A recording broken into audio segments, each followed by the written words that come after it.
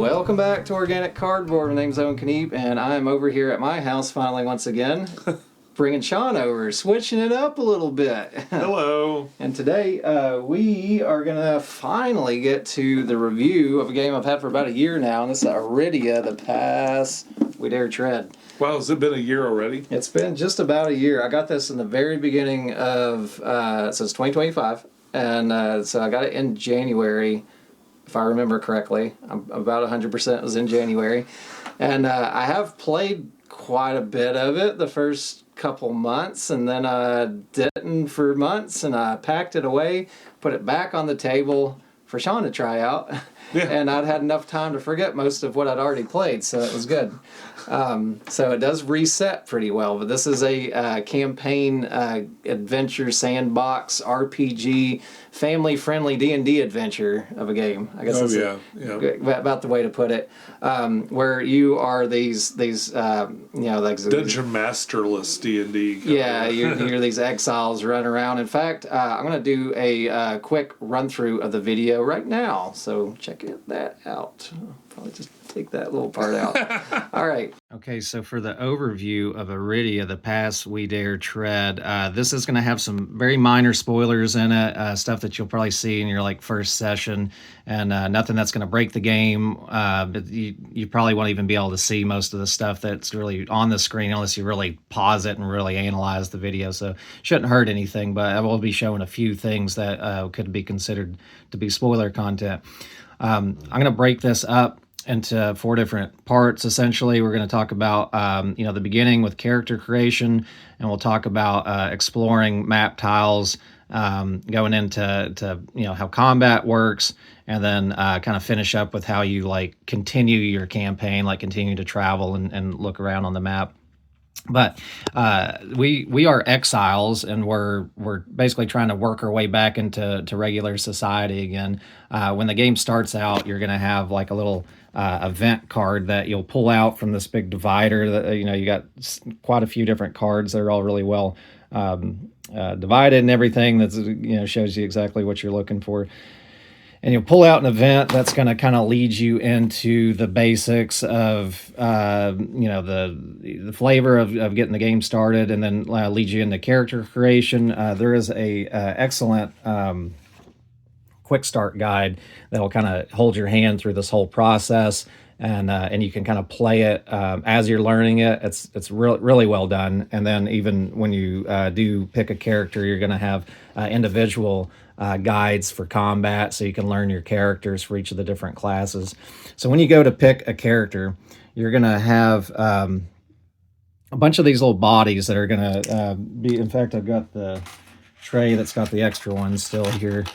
You'll pick a body out, and then you'll pick one of these little heads out that's going to, the bodies represent your class, and then the heads will represent your race. So it looks like we've got 8, 9 different races that you can pick from. So quite a bit of variety. There's males and females of each of them as well. So you can kind of find the one that's going to work right for you.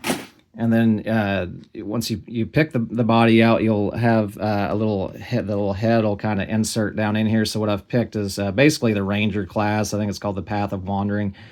And then you'll pop that little head in here, and it stays put pretty good. It's got a little nipple nub on the back of it to kind of hold it in place. I might be able to do this one-handed. I think I did. Okay, cool. Its head's maybe turned a little bit.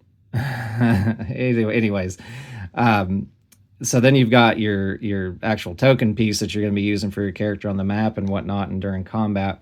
Now you've got these boards that there's going to be 3 different boards that come out of these little tuck box sleeve things, and that allows you to save the game. You can pack everything up in these. There's also a big little chunkier, smaller tuck box that's made for all your little wooden bits and your dice. So when you're setting it up, you're going to, again, I picked Orc as my race, and then I've got the Ranger, so he's going to start out as this scout type, but you've got all these are little things that you can insert in that are going to include the name. There's quite a few different names that you can pick from. you'll have a title, and none of this really matters. This is just mostly for flavor, kind of like, doing a D&D character sheet, but not having to actually write anything down.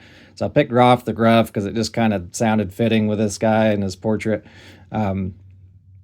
He's an orc, and then he's a scout, like kind of the starting field of this ranger class.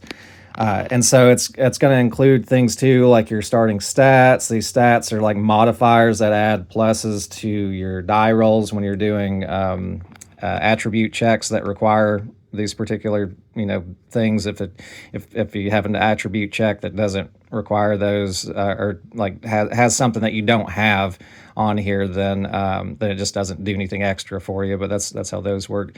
You'll have like some starting skills. You have a bunch of these little markers. These are just kind of universal markers to show if something's available to be used, and you can kind of like exhaust it, and then there'll be ways to bring it back.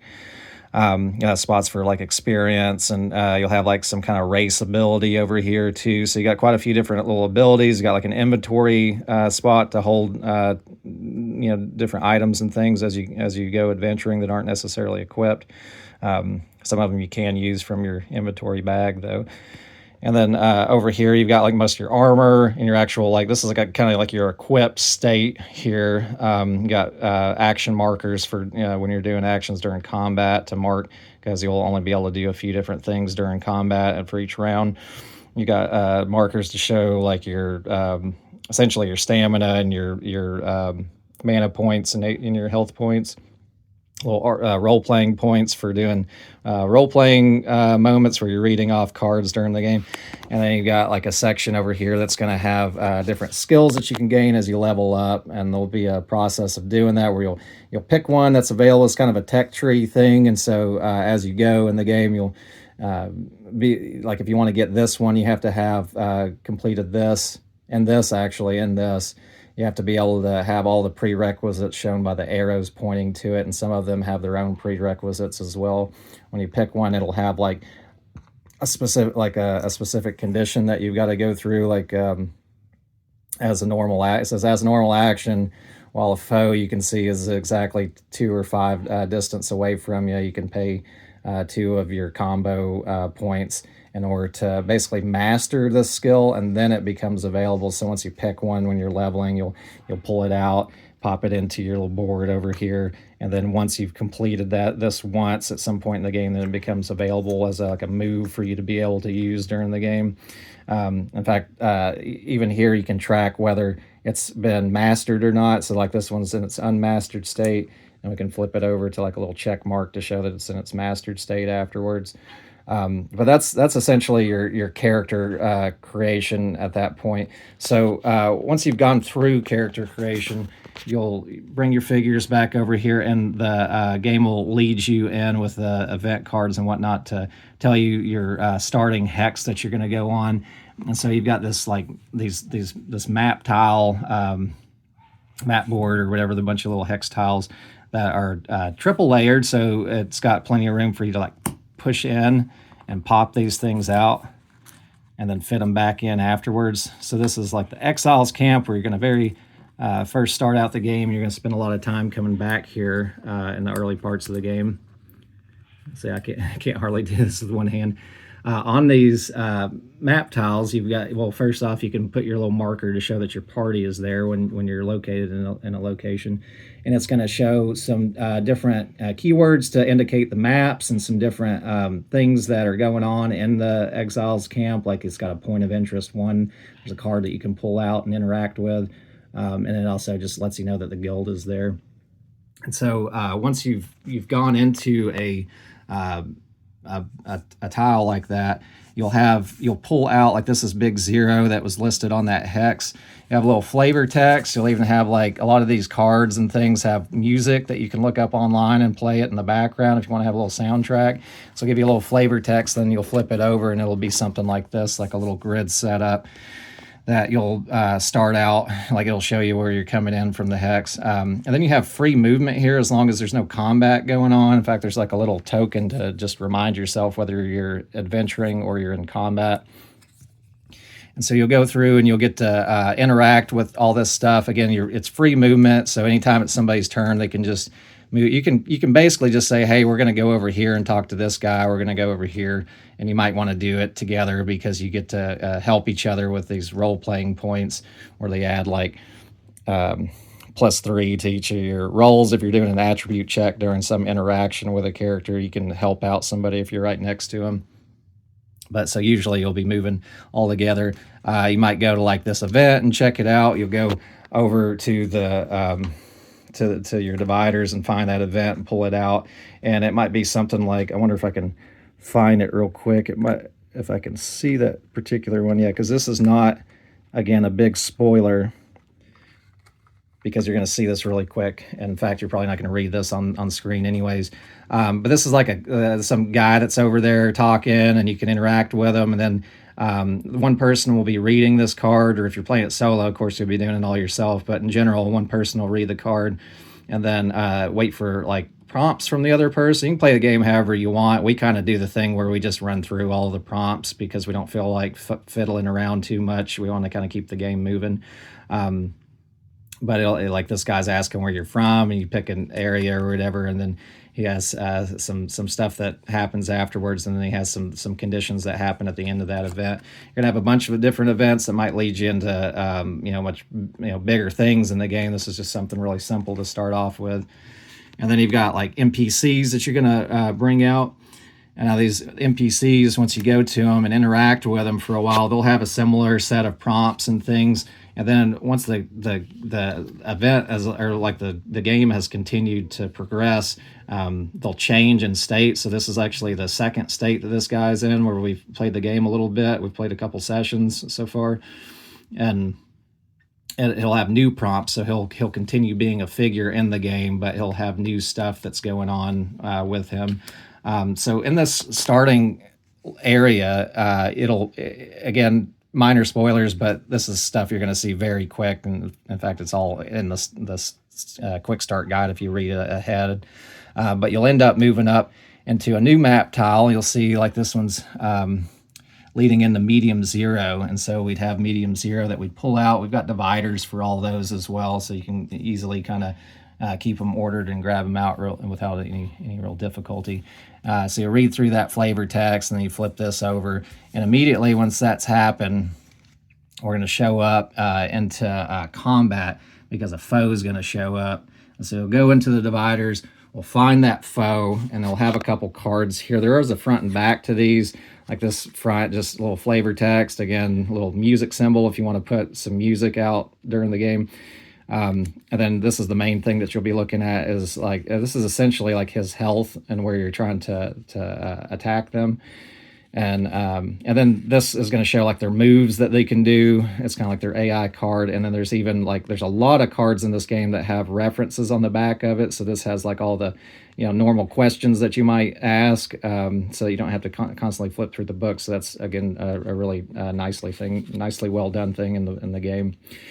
So once you pulled out your foe cards, you'll also go into this kind of advent calendar setup over here, where you'll find that particular figure. And so you can do this without seeing everything. Like a lot of stuff's been open from a previous game, but I can still keep it quiet too, because you will kind of forget if you played it months ago or whatever. You come back to the game, you'll forget which figures are what. But you can pop in here, pull out figure 0, and this is just the training dummy. Minor spoilers. Let's pull out one of these to show it. Pre-painted miniatures and pretty well done. This little character will go on that spot here. And now we're in combat, so I mean you can flip this over if you really need to be aware of that. And once combat starts, you're going to have a threat deck over here, and the enemies will always go first. And so it'll do something like this. We'll pull one off the top. And this symbol here is referring to basically the points that the enemy is going to use to do their bigger attacks with. And so he's gaining 3 threat. You've got a little tracker here. Combo points are for us. Threats are for them. So he would just gain 3 threat and not do anything yet. Now, if it was his actual turn, though, and I mean, if he had threat on here, or if he didn't, let's say we draw this other card off here on another turn. this will indicate that anything that's considered a mob will go, or if there's no mobs, like if you're fighting a boss or something like that, then they would just gain 2 more threat. But if he's going to activate, let's say he activated and he already had this threat, we'd come over to his little AI card, and then we can see the threat points over here. So if he had no threat, he would just do this kind of attack.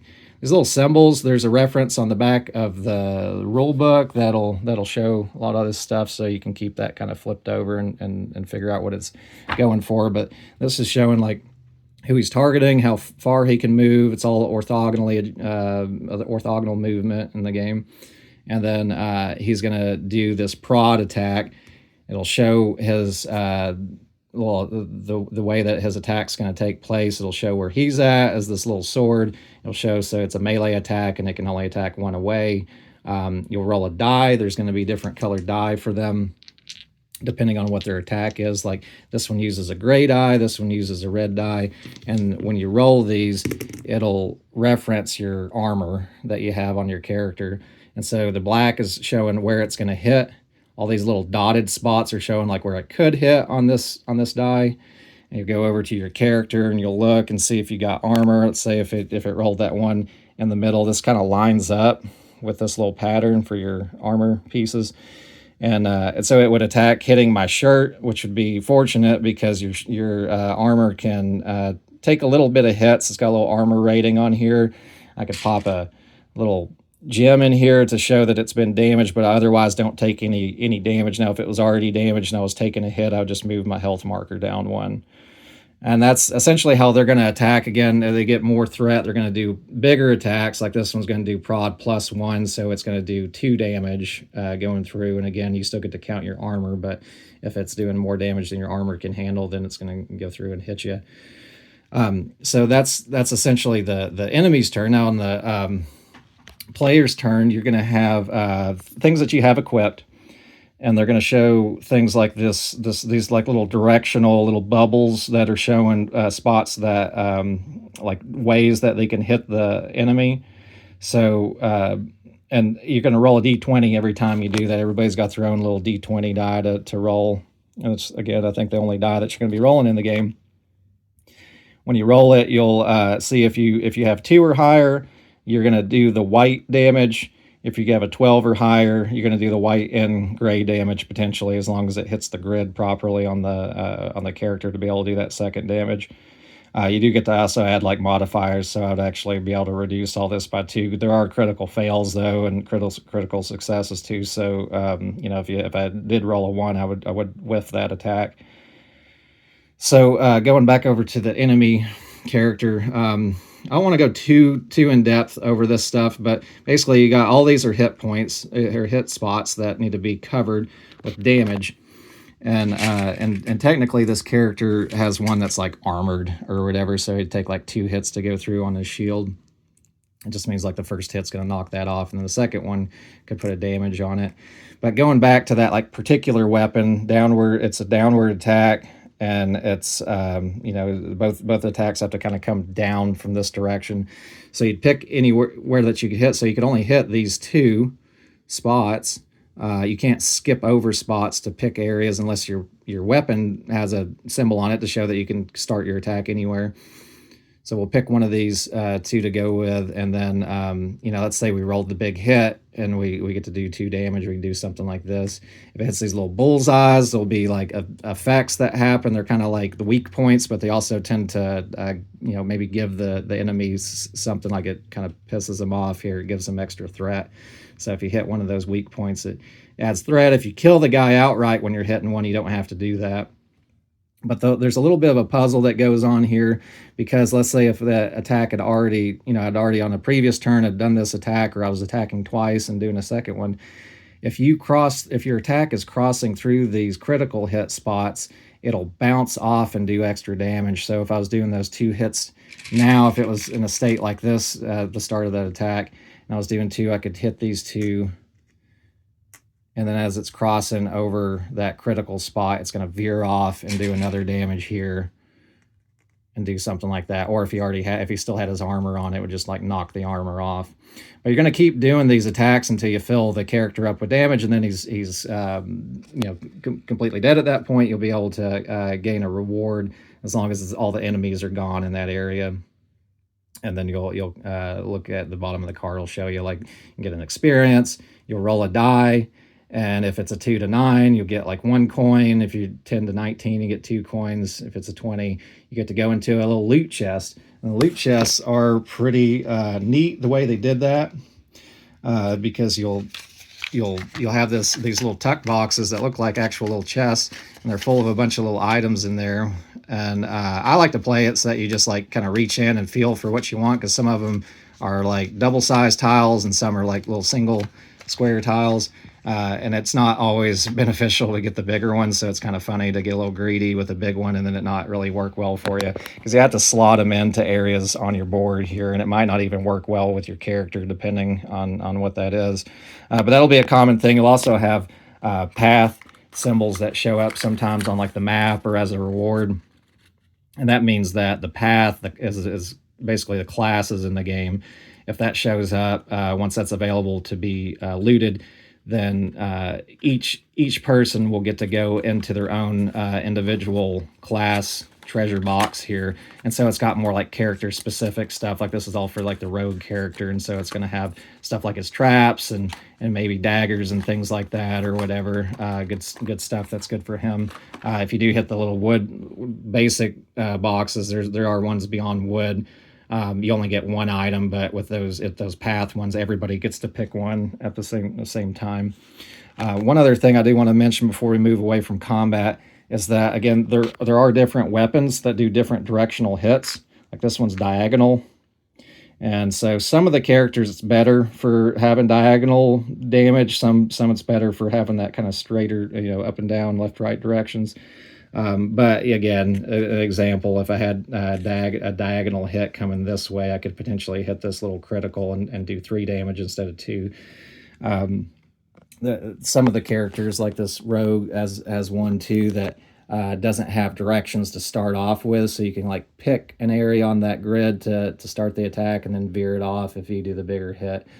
So there's again a little bit of a puzzle in combat, but that's essentially how combat works. And then once you've knocked this guy off, you'll go back into this adventure mode, and then you can just continue to explore the hex. Like here's a little downward spot, so this will take you off of this map tile, and you put in, that other map tile kind of disconnected from it a little bit, and continue on with your adventure in that way. And so after you have finished interacting with an area as much as you want, and you want to continue to explore, you'll come back out onto the world map here, and you'll pick a direction to go in. Now some of these aren't valid. Like this one's actually got like a border wall or something over here that you can't cross. But most all these will have like a little symbol on each side. And so technically this hex only has 3 directions. You can go this way, or that way. A lot of them you'll be able to go any way that you want to. And you'll reference those little symbols. Like this is like a road map symbol. This is like some kind of prairie symbol. It's a little flower in the grass or whatever. And you'll have a travel deck that you'll go through, and so you'll first off you'll choose which direction you're moving when you're moving off of a tile. Let's say we're going to go like through this road right here. So we'll flip over one of these, and these are just little events that can happen to you as you travel. And then like so this one, if we were going through the grasses or the mountain, nothing would happen to us.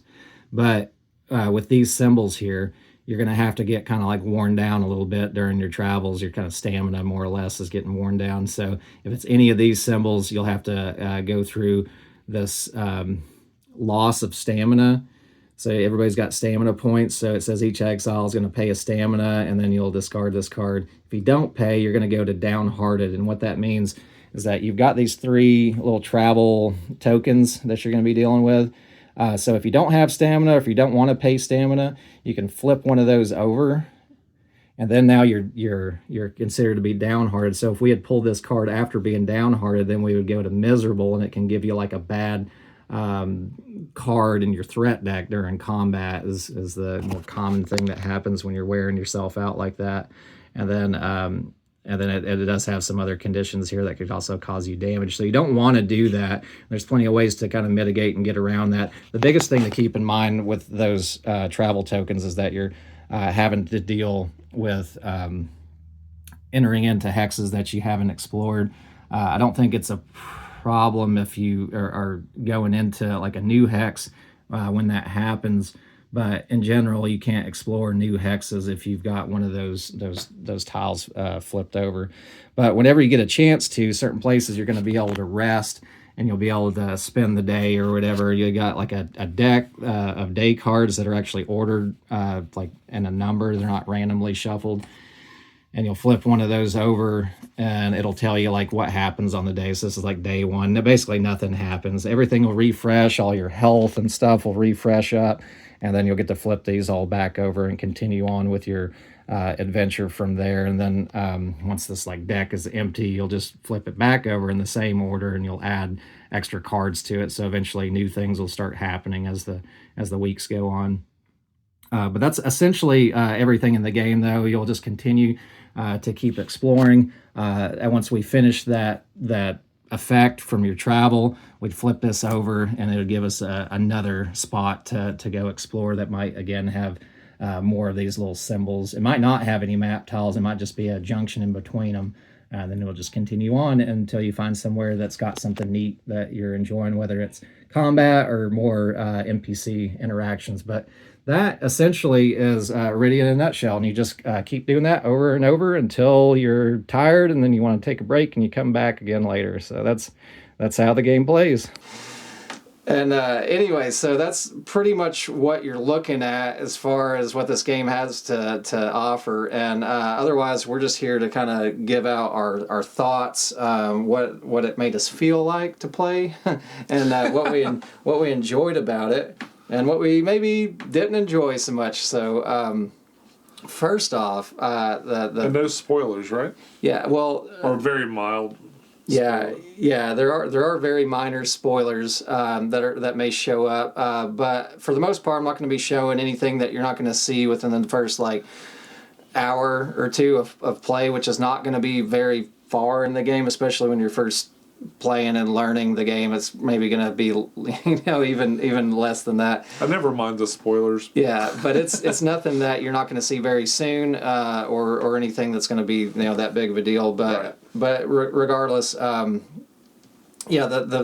biggest thing that I take away with this game is that this is probably my favorite campaign game that I think I've played. So I played it about halfway through, roughly, as a solo, and then I got kind of corralled off into a bunch of other games, which does happen when you've got a ton of games to play. And unfortunately, it did end up getting sat in the recess of my gaming table for months, and did not get it back out to the point that I forgot kind of where I was at and just wanted to restart it. Bolted away. Start some new characters, try them out, yeah. But I will say I got way further in it than any other campaign game that I've played, and it was very easy, smooth to go into and come back out and go back into whenever I felt like I had an hour, 2 hours, 4 hours, and wanted to sit here and keep playing it. Did you play one character with your solo, or did you do two? I did do two, yeah, and you don't have to do two. I just felt like it felt like it would have been too hard almost playing one. I think so too. This is and one other pro of the game then is coming that like you can two-hand it, three. You could probably do 4 characters and manage it relatively well. It still might be a little bit of it, but it's nothing like playing Gloomhaven where you've got to have like a really strong knowledge of each one of your characters, where they've got like a lot of moves that are going to be different in how they play. You do play, they are pretty asymmetric, I'd say, I guess, yeah, like the classes that you're going to play are going to have some very different actions and things that they can do. But for the most part, it's like a similar thing. Like you attack a little bit differently, I attack a little bit differently here, but we're both essentially doing the same kind of attacking damage, and those grids and the way that they're going to kind of veer off in different directions depending on how hard we hit the enemies.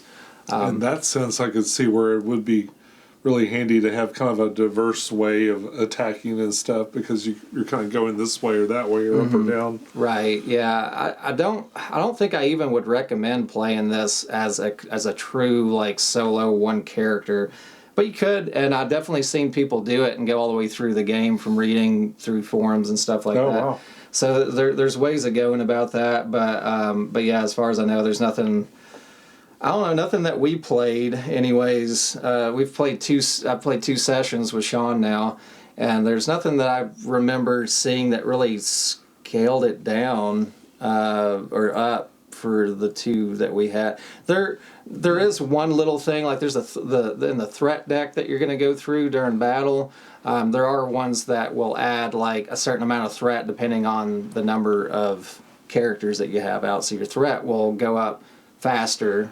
And you know, you're not getting to do, like if you got one guy that's like, I don't know, geared to so one of the other things is you're going to get all the gear, right, if you're the starting person, which I kind of just shoved it all on Sean. There's going to be again minor spoilers, but you're going to be able to equip your characters with some very basic gear very early in the game. You're probably going to find that very quickly, and then you'll you have one person that's got a decent amount of defense, and it kind of did, I don't know, we got beat up a bit playing through the bit that we did. Yeah, my defense on my hand was a moist glove. Yeah, so well, it's, you know, whatever protection the moist glove will give you. Yeah, hey, he did upgrade to an old glove. Yeah, upgrade to old. To old glove. He went from damp glove to old glove. I took his damp glove, like a little hand-me-down. Yeah, a damp glove and a moist glove. I'm not sure what the difference really.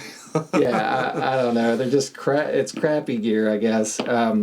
But it's just a really neat game the way you can, you know, you're going on that sandbox adventure. You can go anywhere you want. It does do a normal thing like game mechanic, like it's like even back to the old RPG game of Dragon Warrior or whatever. Like you could kind of go anywhere on that game, but you're going to get your butt kicked pretty quick if you veer too far off the path. It gives you a lot of little avenues to level up, so you can do stuff where it's not so combat-y. I think we were just kind of playing the route of, like, you know, going the most maybe direct path of what we were seeing. We pretty quickly you get to where you've got a few different paths you could go, and we decided to go on one of them that's offered to you early on, and ended up being one that towards the end of it we had to backtrack out and go heal up. That's why they say the paths you dare tread. Yeah, exactly. So you can dare to tread any of them. They do have like difficulty modifiers on, well, not modifier, but the enemies that you run into are going to have like a level rating, and that will tell you how likely you are. Yeah, like maybe you just don't even try to go into the battle. Like we went into this last one, and we were like, this isn't probably going to work out, but we'll try for a second. And then very quickly found out, yeah, it's not going to work out. So we just ran away. And so there's always that option. I think, well, again, I'm not going to try to spoil too much, but you know, I think the game is friendly enough in the way that it doesn't want you to like be completely out. It wants to give you a lot of outs to keep playing. It's not mean. In fact, it's so not mean that you can't murder hobo people in it, so it's not that kind of D&D campaign. You are limited on options to a degree. Like you've got cards that you're going to run into, NPCs and events and things that you're going to interact with in towns, and you can't just do whatever you want. They've got, you know, keys off of each of those, so it's not full on D&D in that aspect. But it does a lot of stuff that's similar to D&D, and you do get to roll D20s. You get to have critical fails and critical successes, and a little bit of bonus that comes along with those as well. But yeah, I think it just I don't know, it's not really doing too much more than what like any other game has done, as far as like it's a pretty it's a pretty basic adventure for the most part, but there's a lot of neat little things. Like for some reason, it reminds me a little bit more of like the newer Zelda games where you can kind of run around and see stuff and go on your own little things off the beaten path and not follow these main quest lines. But it looks like it was. It looks like it was probably really a lot of effort. Yeah. To put it together. Definitely. A lot of cards and the way things kind of chain into each other, and how an event will trigger another event and have you place cards in there. I thought it was very clever the way they kind of found new ways to slip cards into your adventure deck, so while you're walking around you'll randomly encounter some things and yeah, so this is the size of the box. It's a pretty decently size. I mean, I think it's a little smaller than Frosthaven, but I would say there's probably a lot more content overall in the game because they are using a lot of these like flat kind of map tiles without showing the back of it. Not that it's going to matter. It's a cave, but they have all these map tiles for everything that you're going through in the game, and there's a bunch of them. There's these big, thick holders that have. I don't know how many in each one of them. They're roughly just as thick as each other. That feels really clever too, the way they set those up. It's like a little filing system, so you can pop your maps down, put them back. You can hide the ones that you've already like destroyed or gone through, completed. They change, so like you've got like when the game state changes, you might change the state of like a town. Mm-hmm. All of a sudden the town's got something new in it or something destroyed or whatever. And there's 4 different size packs of these to kind of do that old school D&D kind of grid system of running around, like some pre-printed map tiles that somebody might use on a D&D campaign. So I think that works out really well. They've got 3 sets of these card dividers, quite a few cards. You can kind of see just from the view up top there that will hold all of your different things that you're going to do, whether they're events or people or all the enemy cards and things like that. They do have boxes for all of the miniatures, and they're all pre-painted and pretty well done as far as miniatures go.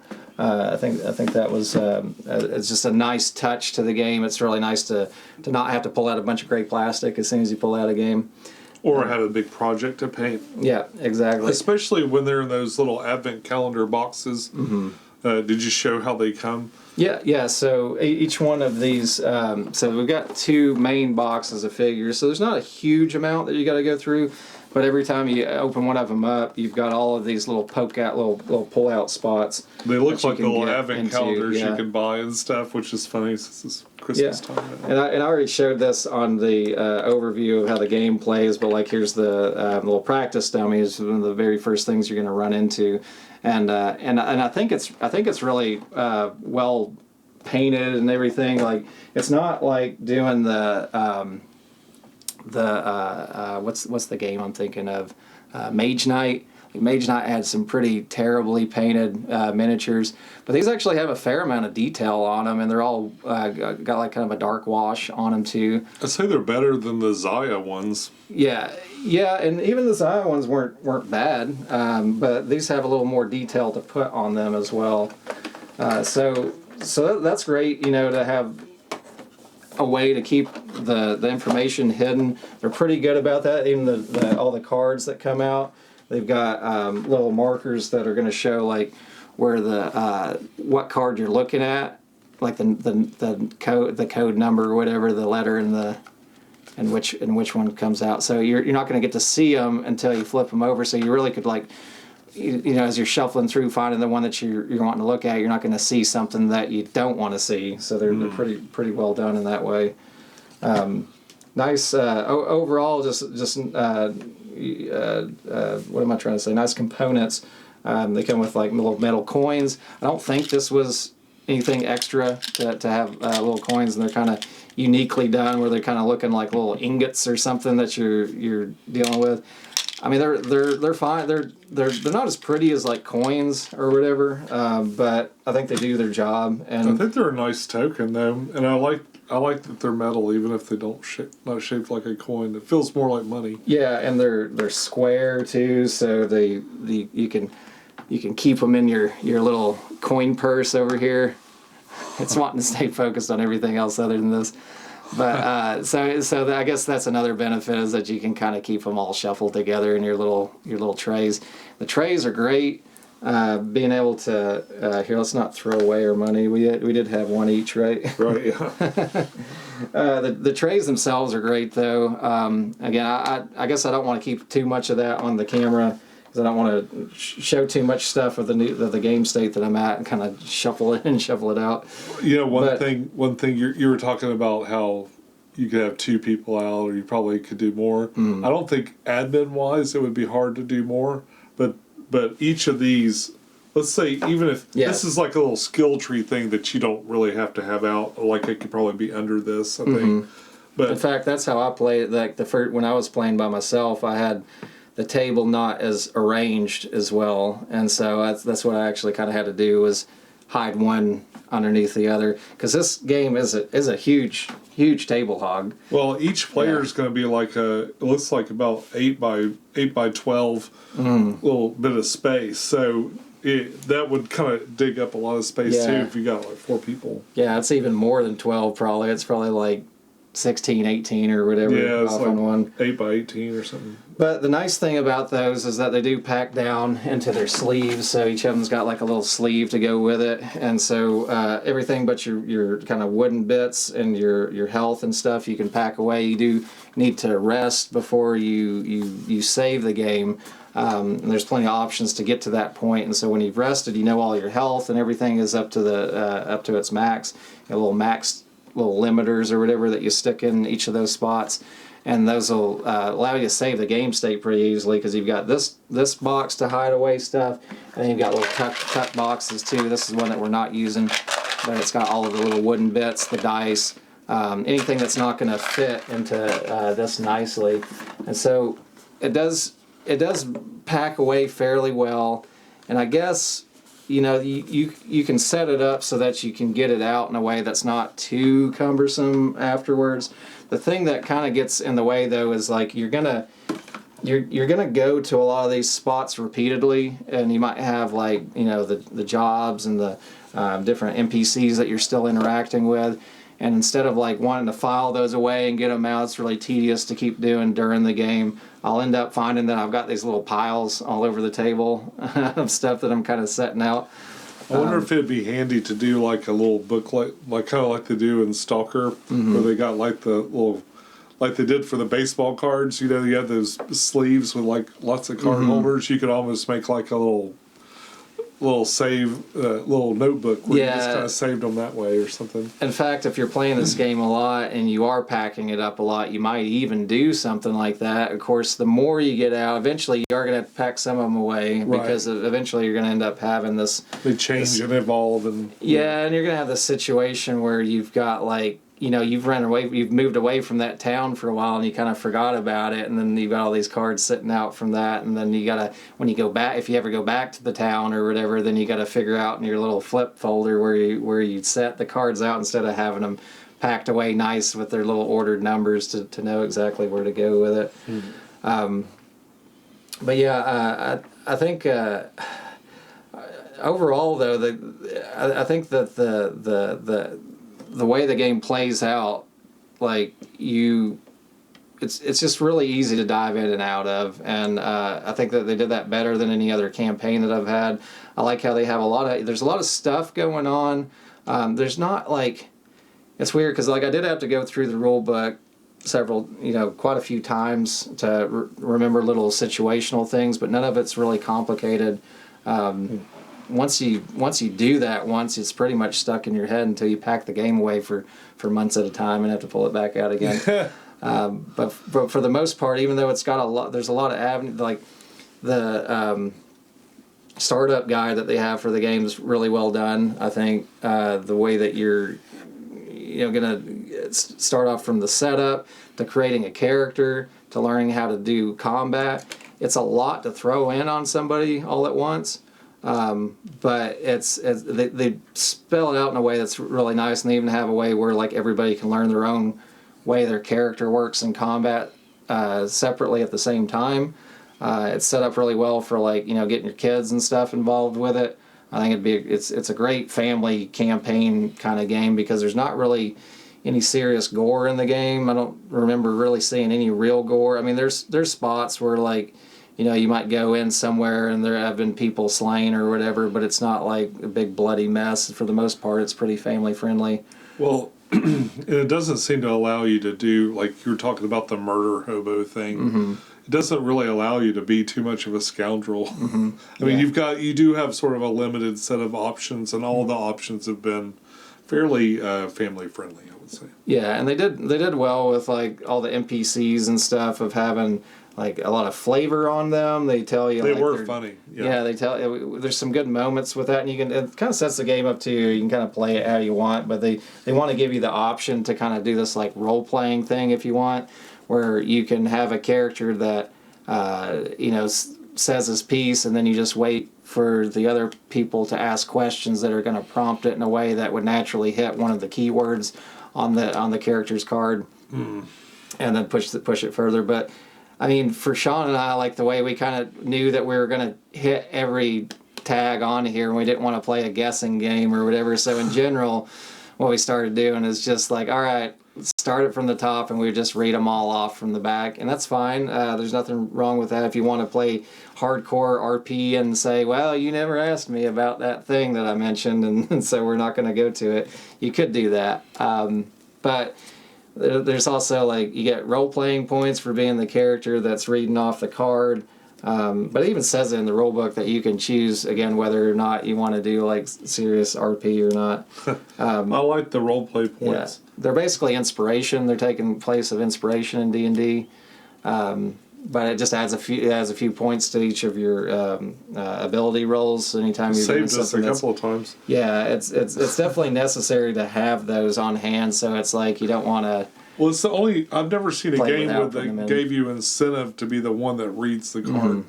Yeah. Yeah, you know and that's what they're doing, because whoever's reading it will get the role-playing point for putting the thing down. And we're trying to have fun, so we try to act in place of the character style and what their demeanor is. It tells you this particular guild leader says is a human man. His demeanor is gruff. His actions are he's rubbing his hands, and his quirk is that he has a deep voice. So it's pretty easy to just like throw somebody into a role playing moment, reading that off, and then they can kind of have fun creating that world together. But yeah, I mean, it's hard to talk about a game without throwing a lot of spoilers, and it kind of sounds a little... I feel like I'm bringing up a lot of somewhat vague points in the game, and how it's playing without trying to bring up anything in particular. But it feels like as you're progressing, I think it feels like pretty impactful every time you get a new item. The items are really cool the way they do that, because they give you these little tuck box chests, and you get to just kind of reach in there. Like you could, again, play that however you want. I play it as though you can feel around and find one that you think's going to be good. Some of them are like bigger tiles, some are smaller. It doesn't necessarily mean that they're better because they're bigger. It just chimes into where it fits on your little tableau. Yeah, if you're getting like, so I wanted to get I've got this ranger character that I'm playing. When I get to pull out of my special chest, because we each have our own special chest there's also a generic one for basic items, but we'll all get an opportunity at the same time. In fact, anytime you're like leveling up, it's always at the same time, so they keep everybody on the same footing more or less in the game. And so I thought, yeah, I'll get a bigger tile. It might be one of my, because I've got these like big weapons and stuff, like bigger by, I mean, two squares long or whatever. So I thought, I'll grab one. Maybe it'll give me a better bow, and it ended up giving me a piece of armor. So it's which was still good. I still needed it, and I think maybe at some point it got hit. I can't remember. We're kind of using Sean as the meat shield for the game. What are so are these skills? Is that what? Mm-hmm. Yeah, they say skill. Yeah, I think the skills are really interesting, and there's like a whole skill tree that you can go, like you have to have one before you get to the other and stuff like that, a little hierarchy. And then you can you can really choose a lot of different directions on this. Yeah. And the thing I really love that they've done with these skills and some of the other little special aspects is your character, you get these reference cards. And these are like, there's a lot of information on them without being too much. And they have facts on the back for like the edge cases and stuff that come up. And so while your partner's taking their turn, or, while your teammates taking their turn and stuff, you can sit and like learn a little bit more about some of these other skills or the ones that you have now. And I appreciate having that. For me, like I feel like I'm constantly going to look it up, or might have to look up something a couple of times. I love to just have a quick reference for it. Yeah, they give you in your tuck box that you have the little smaller square one. They give you a space to hold all of your reference cards. Yeah, references are done really well in the game. In fact, every time you bring out like a foe, you've got references on the back of them too to like help with if this attack does this or some other situational thing that they know may come up. They kind of spell it out for you quickly there, so you don't have to flip through the rule book and try to deduce and rules lawyer your way into the correct way that it plays. Even the back of the rule book is just very rich with a lot. It's got a lot of information and a full index. Nice reference set. Yeah, index right on the back. That's very handy. Yeah. I think they did all of that quite well. But like Sean was mentioning, the skills are pretty neat the way they do it, and it does it a little bit differently too. So like every time you're going through a skill, you have to actually like do a special feat whenever you gain it. So you gain the skill, and we didn't put our tokens in. You don't really have to because it's pretty obvious what you have or haven't learned. You can put a little token in there to say that you're in the process of learning it, and then it's on your character board. And then whenever you've completed like I had one where I had to spend a couple combo points during combat, and a certain situational thing to be able to flip over my card and make it actually a usable skill. And then you can track those off in your board, so that later on, if you end up swapping skills out, you can go to like you're back to the guild, or there might be other spots that you can do that at in the game, and it'll let you like trade out skills, so you're not stuck into a skill set. Like if you're like, man, I really wish I would have picked up that other thing instead, you can swap them out, and then that keeps track of ones that you've actually gained versus ones that you've kind of like picked up but not fully learned yet. Most of all these little boards and stuff that hold things are pretty nice for being able to pull things out, put them back, reset. These little things stick pretty hard. I actually never push them down in all the way because it's going to almost like rip them to pieces bringing them back out. You got to be a little careful pulling some of this stuff out because everything is really tight. In fact, I think I just accidentally shot it down in there, so it's stuck now.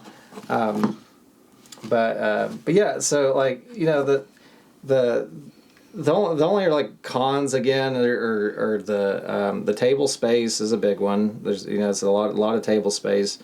Is a campaign game, which is like, how do you knock a campaign game when you're talking about a campaign game? But it is a campaign, man. That is. You gotta know what you're in for with it. It's gonna be a long adventure, so you gotta know that you're gonna go in for that. It is a bit fiddly to have to keep up with all this content, which is like, what else are you gonna do? You're gonna have all these options, all these maps and everything, and a relatively small box for what it contains because it has a lot in it. So like I'll find that I've got like piles of map tiles and spots while we're playing. I'll put it up after we're done because there may be spots again that we're going to go back to, so I don't want to like file them all the way and then have to pull them all back out. So there's a little bit of that to have to contend with, but man, the like being able to just kind of always feel like there's something around the corner, something new to see. There's going to be spots of the map that you never go to probably in one game. So there's going to be stuff to come back to like adventure in a little bit different of a way the next time. You can do that completionist thing if you want to, and like make sure you hit every single point before you leave. But you'll probably find that you want to go see what's across, on that grass on the other side. Yeah. And see what's going on, and you'll probably leave some stuff alone as you're just progressing. You might be leaving something for yourself for later too. It might not be the only time you ever play it. You might play it again in a few months after you forget everything. I really enjoyed that after I went to I think the game, without spoiling too much stuff, I think the game's kind of more or less set up in 3 sections, or maybe we call it that, that you're gonna, yeah, sorta, yes, they're kind of loosely called acts, I guess. But you'll when I was halfway through the second main part of it, I was looking back at all these spots that I hadn't looked at, and I didn't think oh, I really want to go run back there and go visit those right now, because I was already involved with all these other quests and stuff. But knowing that they were there, I kind of liked that, though. I was like, man, there's some cool stuff for next character. When I want to start with a different character, you are set in your characters once you take one. I'm this orc ranger. I'm not going to, as far as I know, I'm not going to become any other orc ranger. I don't know if there's something hidden that I didn't see, but I don't think I'm going to change classes anytime soon, and certainly not races. So you're that one guy the whole time. But I think that, again, just leaves you something else to kind of see later on. Well, it gives you something to build on. You can't really die in this either. Even if you get wiped out, don't you kind of get resurrected? I don't know. I feel like I never died on any of the games that I've played, any of the sessions that I've played in the past or with Sean. But I don't know. I think it was one of those things where I might have flubbed and checked something a little bit or something like that. So I feel like there's at least something that happens when you die. That's what I know. There's something that happens, and I have no one knows. and I have to assume it has something to do with coming back, but I don't really know. Maybe it turns you into another character. Oh, yeah, that might be a way you can kind of port over to another character. Maybe they tell you to pick another class. I honestly have no idea, so I don't really know how I could be spoiling too much with that. But it seems like it's family friendly in that way, though, where it's not meant to... when you're going to lose a battle, and you usually have a pretty decent opportunity to book it out of there. Only one person has to escape, and they kind of drag everybody else with them or something. Yeah, so pretty safe in that regard. But it's clever the way they did it to make you feel like you're traveling. Every time you're traveling, you don't just run across the map. You get to go through your travel deck. You get to go through the days that change and possibly bring new events out as you're going through. Every time you rest, you go through another day. And then you're pretty darn weak in the beginning, but I think you'll probably get to that point where it's not one of those games that sets you up so that it's not a breeze. It's not battle's not necessarily easy. It's not the most complicated thing in the world, but there is a little bit of a puzzle that you're doing every time you're battling to try to do it as efficiently as you can. It is a real. It's an efficiency. An efficiency puzzle. Yeah, the battles definitely are. Yeah, and I was thinking about something you were saying earlier too, with if you have a lot of characters, so the bad guys attack between each person. So what can happen if you've got too many characters? It'll take a long time before you're able to kind of get back around to defend yourself and do something. Now you got more hands on there to throw in, and maybe everybody can do their best move, and it'd be real devastating. But I know even with 2 people, I'd be like, I'd attack, and then I just gotta take it for a round. Yeah, if they're coming at me first or something, Yeah, that's right. Yeah, and I'm remembering, as Sean's saying, that that is one of the markups and difficulty is that you're having to deal with more. And some of these enemies attack in an area too, so it's you could potentially get wiped out harder by having more enemy turns. Being too crowded in or something. Yeah, but but it kind of evens out. If you are playing a single person though in that regard, because it everybody's the enemies are going to act, but the characters are going to have a turn every single time. So I mean, get your health potions and whatever you need to do to keep yourself going. We played with 2 new characters on this, so I played 4 out of the 6 classes, and then there's like 8 or so different races that you can deal with.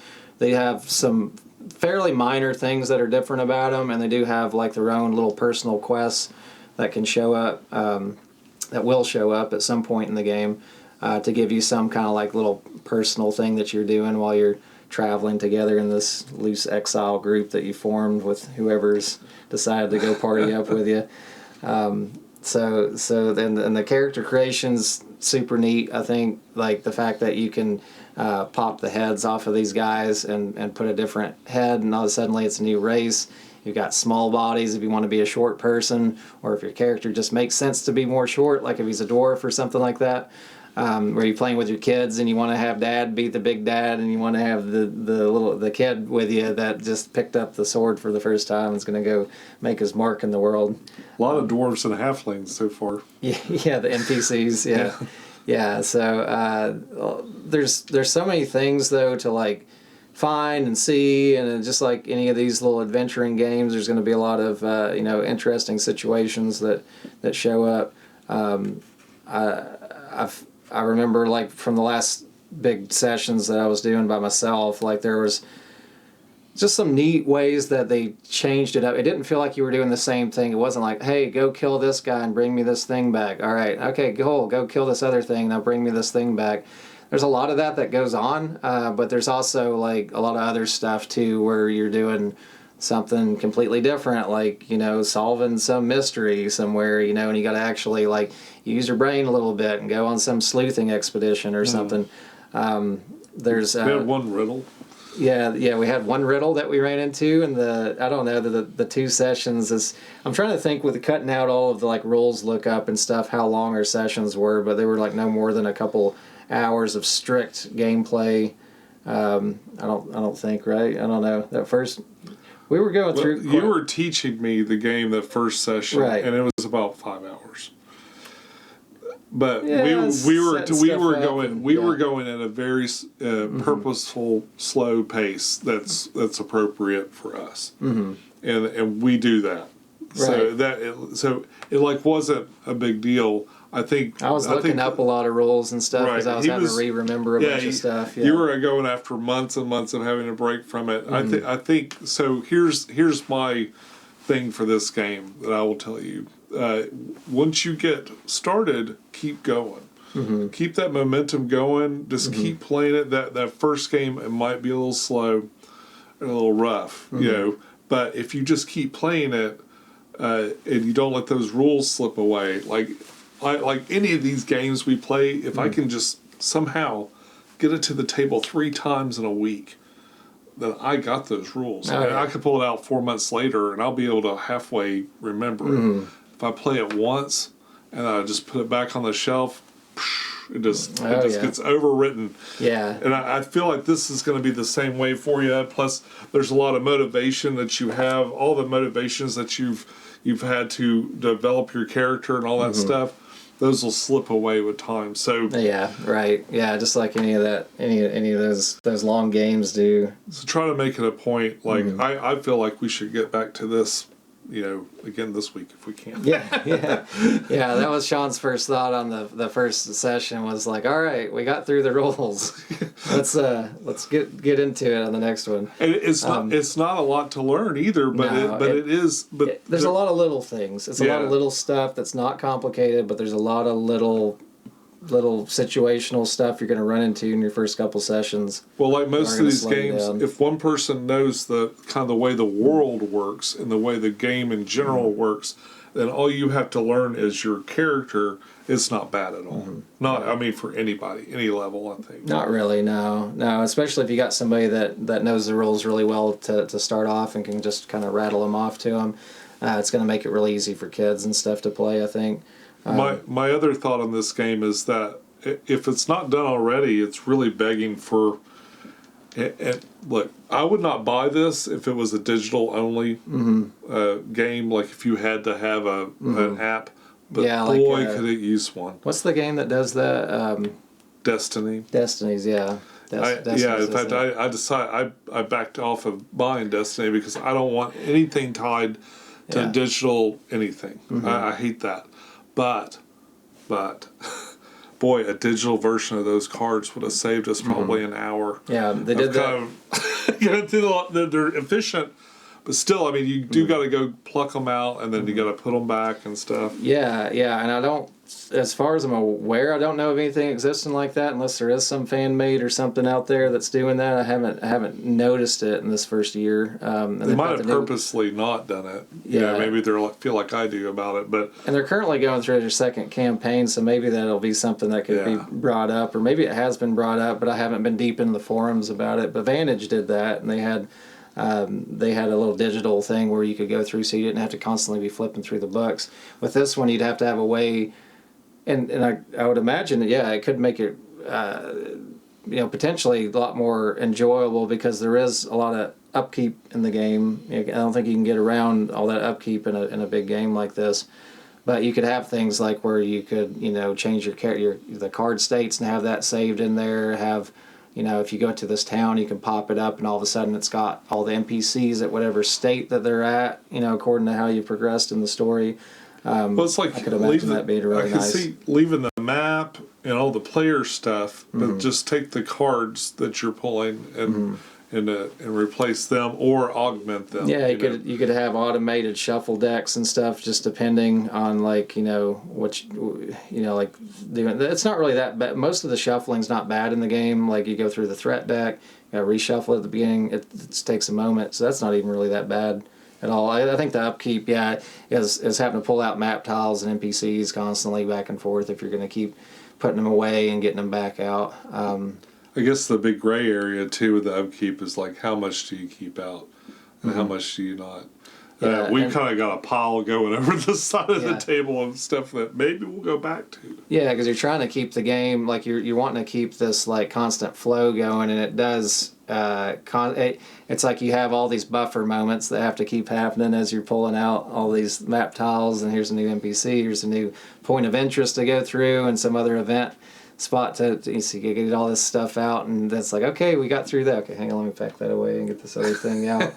Hang on a moment, here it is. All right, and then you get it out, and so this, it's hard to avoid, and it's not a knock on the game design for that, because I think it's overall really well done. It's a way to do it, and they did it. I think they did a real good job with it. And a way to do it without, like you said, any digital component to it. But it would be nice to have a companion app. But I remember we were playing Jaws of the Lion with my friend, and he had some app that replaced a fair amount of the upkeep, like especially with the way the monsters worked and stuff like that. And I just remember thinking, boy, that saved. Not only did it save a lot of table space, which this thing needs some help with anyway, but it made it in general just a little bit smoother to play it. Yeah. If I had 4 people playing this, I've got a decently sized, some of those Jasper tables from board game tables. It's a decently sized board game table, and I could fit 2 more people on here, but man, you'd have to have like probably somewhere else to set like some of the extra stuff. You certainly wouldn't have a box on the table at the same time. Like I've got a box just to hold some of the boxes that I'm going to be pulling out. And then all the map tiles and stuff like that. But like, I'm picturing if I had 2 other people sitting on the other side, it would be manageable. I could certainly do it. But it would be tiring. Maybe a couple of snack tables as auxiliaries and stuff. Yeah, it'd be great to have a little map tile, space in the map floor. Table to set all your extra maps while you're in between stuff. But whatever, it's little nitpicky things. Overall, I really love the game. I think it's really well done. It's a lot of fun. And it's a more enjoyable campaign experience than I've had thus far. So it's the best thing I can say about it. Is I just think that it did the campaign game the best I know how to do it. I don't know how better you can really do it other than this. Other than if you just want like a different theme, you want something more dark or whatever, and you don't maybe you want things quite as cutesy or Zelda. It's like kind of the Zelda level of gore that goes on in it. It's like pretty minor. You don't really see much. It does feel kind of questy Zelda. There's not much blood or anything like that. but overall, I think they did a great job, you know. And to rate the game, I think I'd put it right at a 9, which is pretty high for me. I think part of that is just because I have a lot of campaign games that I've barely gone through, and I went through quite a bit of this. I still would like. I'd love to go through all of them. But part of it's just the time and not getting distracted by something else that you're getting into. Sometimes you do something like this for a while, and I do that on video games and stuff too. It's like sometimes you play through a while and it feels like a grind. I never felt like the whole time I was playing it though that I ever got to a grind moment where I felt like all I was doing was like trying to get that next experience, trying to get that's in there. You know, you want to go do stuff to get to further your character, but I didn't ever feel like I was having to do the same thing the whole time. Yeah. I felt like it was doing different stuff every time I was playing a game session. Really, the closest it got to that was having to run away because we're so weak from being attacked. Yeah, it's a little lame. And I mean, you get all the battle cards out ready, and then you realize you're gonna have to pack it, you know, back up. So yeah, upkeep, you know, it's a knock, but I just overall I really enjoy it. I like the art. I like the general feel that kind of has kind of a happy, cheery. Even though you're supposed to be these exiles that are off, you know, doing exile work and trying to like get back into society. Even your characters don't really feel like they're grim. They've got happy little. Well, this orc's a little gruff, but I mean that's about as bad as it gets. Is this little semi-gruff character here that's not really that gruff at all. I mean, actually, my title of the character is Groff the Gruff. But even on the backside, the female version of the orc, you know, she's a little dark. Look how happy mine is. He's pretty happy, you know. He's super psyched to be blue. I'm blue. I must She's be happy. a blue guy. Yeah, and those Lunaris are a little darker, anyways, as characters go. But their portraits like are happy. Nightcrawler from X. Yeah, they're just some kind of like, you know, night type, kind of almost drowse. But the rest of the art and everything and the NPCs and stuff you got, it's just got something about the art's just kind of cheery. So I was thinking when you mentioned that there's a lot of art in this, but because all of those boxes of tiles have illustrations on them, like for just the map tiles alone, is I'm looking at thousands of little drawings and stuff, and they're really well done. Like they're all of them. None of them seem like they cheated. Like this, the amount of effort that would go into something like this is just tremendous. Yeah, the only thing that's like the same as far as art is like when you have mob characters that come out and you've got the same, you know, enemy that's repeated 3 or 4 times or whatever on the board. They didn't do like a separate art for each one. It's totally unnecessary anyways. All you're really looking at when you're looking at a foe is the grid and how you can kill them. Right. Yeah. For the most part, I don't even see the art when I'm actually fighting. All I see is where's the spots that don't have red gems on them, and how can I hit those? But it's like between all the characters that you meet and all the places that you go, there's there's at least a paragraph on every one of those cards, and I'm looking at like thousands of cards over there. Yeah. I mean, Cody really made this he seems like he's a real passion project guy between this and Zaya. And did he say how long it took to make this? I'm not sure. I didn't see that part. I'm sure it took several years though to get it all together, and he did a lot of play testing. He really I remember he did a lot of like hard play testing on combat in particular to try to make it like winnable, not easy. That's one thing. If you do have kids playing it, I think combat could get hairy real quick. If you're not, you can't just walk through and it's not like, oh, I've got a decent level, I'll be fine, I can do whatever I want. You always have to play pretty smart with combat. But it's, combat's pretty simple. You're not having to do like these dice are really cool. Gloomhaven style card or Gloomhaven style like action selections and cards and stuff. Yeah, so your character is going to have a little grid like this, and then when the bad guy attacks you, he's going to roll the dice, and then you just kind of match up the area that that got hit and damage it. Yeah. It's that simple. Or take damage if you're already damaged. Yeah, so if that area was already damaged, then maybe you'd get hurt. Yeah. So it's I think this is really clever, and it reminds me of like old school Warhammer stuff. Yeah. yeah. So combat's neat. It's fun. It does slow down the whole thing of like running around doing questing. Of course, combat can take a good minute to get through, depending on how hairy That's the it gets. way it is in like Dungeons and Dragons and all those other things too. You get hung up on just trying to get past some foe. Yeah. But and then you run away to live another day and come back and hopefully slay. I don't know. Live another day, come back and slay. Yeah. But anyways, I don't know. I think that's about all I got to say about it, though. Overall, it's super well done, and not too much knocks. I mean, the only knocks I can give it are the things that that you should know better before you bought it. Yeah, It's cannot a big really box be campaign game. cannot really be avoided. Did you think there wouldn't be a lot of cards? Did you think it wouldn't take you a few sessions to get through it? Well, probably shouldn't have played it. You probably should have bought it, but Yeah. I think anybody that buys this probably knows what they're in for, and I don't think you'd be disappointed. I think it's really good. Yeah, it's a lot of fun. It's good marks for Sean to get a good campaign going and want to actually play it. Yeah, I know. Yeah, usually I don't like campaign games usually. Usually I show him a game like this and it's like, oh, that was cool. Thanks for showing that to me. I don't really want to Never play bring it anymore. out again. Yeah. I just suck you into playing a whole Gloomhaven campaign. Yeah. Every Sunday we have to play. It can be done. It can be done. But yeah. But anyways, do you have anything else to say about it? No. No. All Thanks, right. Cody. I liked it. We've rambled enough. But anyways, thank you guys so much for stopping by. I hope you found this somewhat useful information as we're kind of rambling about a game with a ton of spoilers and not too much we can show in that regard. But anyways, if you see this soon enough, there should still be I believe it's on GameFound, another campaign for a reprint. And a little bit of expansion. I think it's a pretty minor expansion, but it's mostly just a reprint.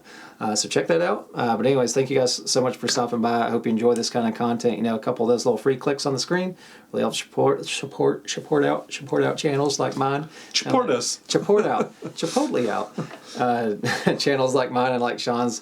Appreciate it so much when you do. But as always, do what is right for you. And until next time, I'll see you on the next video. Take care. Have a great day. Bye bye.